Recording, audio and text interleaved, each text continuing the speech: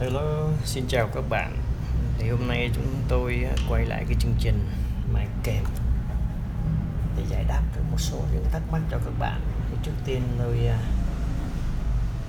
nhân dịp năm mới tôi xin gửi lời chúc sức khỏe đến các bạn và gia đình. Một năm mới vui tươi, hạnh phúc và gặp nhiều may mắn. Thì hôm nay tôi giải thích cái thắc mắc của các bạn, vì một số bạn có hỏi tôi rằng là cái sự khác biệt giữa máy mài hai đá và một đá. Thì cái máy mài hai đá thì mài cái kèm, một bên thì mài mặt bằng và một bên này để chặt bén, và tôi cũng đã hướng dẫn cái video clip ở trên YouTube rồi. Còn cái máy bài một đá thì mài tất cả các công đoạn đều trên một cái viên đá này hết các bạn ha, đều trên một cái viên đá này hết. Mài tất cả các công đoạn đều trên viên đá này hết. Và sự khác biệt là chỉ có vậy thôi, chứ còn về cái chất lượng độ bén á, thì có thể nói là 1/9/10. Nếu chúng ta lấy cái thang điểm 10 là tối đa thì cái máy mài kèm một đá được 9 điểm, máy mài kèm hai đá được 10 điểm. Và sau đây tôi cũng sẽ thực hiện các bước mài để cho các bạn cảm nhận được cái điều mà tôi vừa nói, xem cái độ bén nó có đúng như là cái điều tôi nói hay không. Rồi, trước tiên khi mài một cái kèm thì chúng ta vệ sinh nha, vệ sinh kèm, xong kiểm tra các lỗi trên cây kèm. Ok, cây này cũng chặt lại nha. Ok các bạn.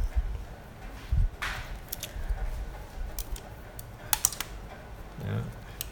Rồi chúng ta chặt kèm. Ok.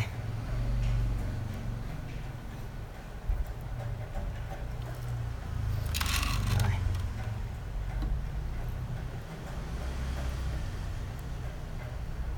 Ok các bạn.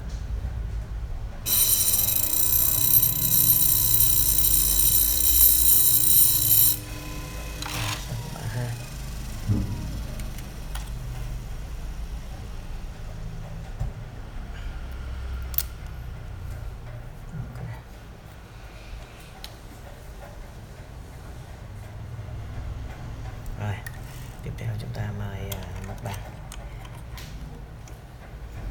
Các bạn lưu ý khi gá kèm, tôi đã nói trong cái video clip trước của cái máy mài hai đá, bởi vì nó hoàn toàn, cái đầu gá này giống nhau hoàn toàn. Thật sự ra khi các bạn gá, các bạn không có banh lớn như vậy, các bạn banh vừa phải để ra cho cái tay kèm nha. Hai cái tay kèm mà nó rút trong cái rãnh này là ok nha các bạn.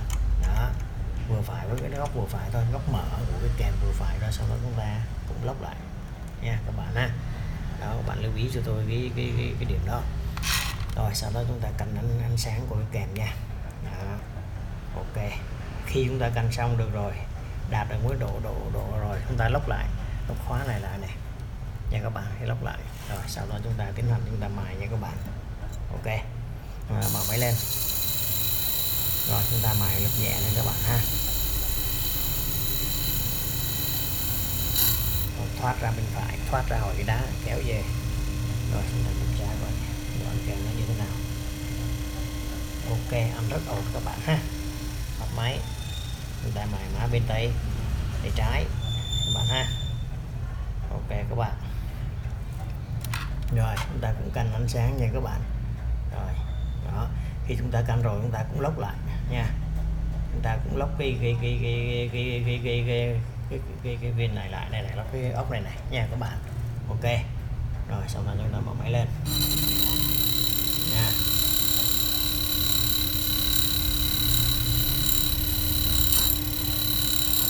Rồi xong chúng ta thoát ra, rồi chúng ta đưa kiểm tra. Ok, bên này cũng ăn ngon luôn để các bạn ha. Đó. Các bạn lưu ý này, cái máy mài hai đá cũng giống như máy mài một đá. Các bạn lưu ý là không được gỡ cái đầu gá đá ra nha. Tôi nhắc lại, không gỡ đầu gá đá bằng cái ốc chí gắn thêm, hoặc là gỡ ốc chí ra để rút nguyên cái ổ gá đá ra, không bao giờ làm vậy các bạn ha. Chỉ khi nào mà các bạn mà mòn viên đá, nó mòn, mở nắp này ra, rút bóng đèn thay đá nha các bạn. Vì cái đồ gá đá này chúng tôi đã set up rất là kỹ nha. Thành thử khi các bạn thay đá, các bạn gắn vô bất cứ vị trí nào các bạn gắn vô mà cái viên đá nó ngay, nó đồng tâm á, là cái viên đá nó ok, tốt. Còn cái viên đá nào mà nó nhảy, tức là cái lỗi do viên đá chứ không phải cái lỗi do đầu gá nha các bạn nha. Đó, các bạn lưu ý, tôi nhắc lại là các bạn thứ nhất là mua đá phải lựa, cái thứ hai là các bạn chỉ khi thay đá mòn các bạn gỡ ốc lấy con tán ra là thay viên đá này là ok, các bạn có thể xài được, không có vấn đề gì hết nha các bạn nha. Cái này đây các bạn coi này, khi tôi đã lốc rồi, tôi đã setup rất là đồng tâm rồi. Bởi viên đá này mà nó nhảy là mài không có được, nó cái tạch là mài không có được các bạn, nó phải có cái đồng tâm tuyệt đối càng tốt nha. Đó, này gần như tuyệt đối, các bạn thấy không? Ok ha. Đó. Rồi sau khi mài xong tất cả các cung đoạn, bây giờ chúng ta mở kèm ra, chúng ta kiểm tra xem từ cái độ bén nó như thế nào, coi đúng như cái điều mà tôi khi hồi mà tôi nói với các bạn hay không. Ok các bạn ha. Xong rồi các bạn vệ sinh lại, vệ sinh cái kèm để tôi chạy cho kỹ nha các bạn. Đó, vệ sinh lại giờ nha. Vệ sinh lại cho thật cố ha. Xong các bạn thử độ bén. Ok rồi, các bạn thử coi có độ bén nó có ok giống như tôi nói cái rồi không? Ok các bạn nha. Các bạn ha, bây giờ thử dây xúc coi, xúc đâu rồi để tôi coi kiếm để dây xúc nha. Dây xúc qua dụng rồi ở đây rồi. Ok các bạn ha, đây là tờ dây xúc. Bạn kiểm tra dây xúc nó có bén không nha các bạn. Này, dây xúc tôi xếp đôi lại này, còn cái độ dày trước mắt mình thì cái độ dày có ok không? Ok các bạn này, các bạn thấy chưa? Đó, dây xúc gấp đôi lại này.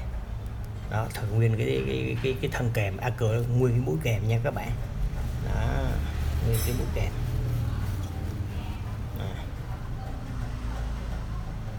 Đó, thử nguyên cái mũi nha, thử nguyên cái lưỡi luôn, tức là từ đáy lên ngọn đều bén hết, chứ cái mũi ok rồi.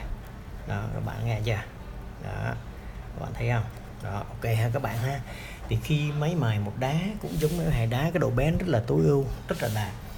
Tức là cái người mà cái anh chị nào mà làm cái nghề làm móng, làm nail á, thực sự nhạy thì có thể cảm nhận được một chút xíu thôi.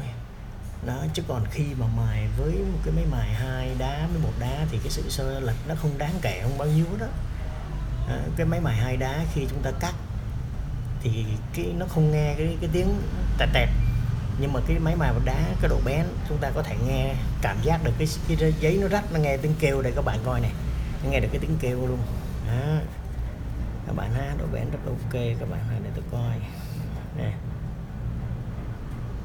Đó, các bạn nghe không? Đó, các bạn nghe chưa? Đó, các bạn nghe không? Đó, ok các bạn ha, các bạn cảm nhận được. Còn cái máy mà 2 đá thì nghe phục, tức là cái độ nó ok nè. Đó các bạn ha, độ bén rất là ok. Các bạn mài làm sao á, mà khi cây kèm á nha,